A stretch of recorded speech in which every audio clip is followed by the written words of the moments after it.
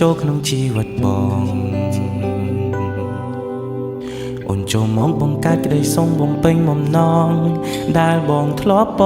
ងអូនជាមនុស្សស្រីអ្នកសំខាន់ហើយមានឥទ្ធិពលក្នុងបេះដូងបងកែប្រែទំនងខុសឆ្គងកន្លងពេលនៅក្បែរថ្លៃកណ្ដាលបងអូនណាពេលអូនមានតុងបាយស្វារៀងរាយើងដើរទៅមុងកុំខ្លាចរវ៉ាអូនទៅទីណាបងនឹងតាមទៅទីនោះមិននឹងប្រាប់ពីតុងចិនបងយ៉ាង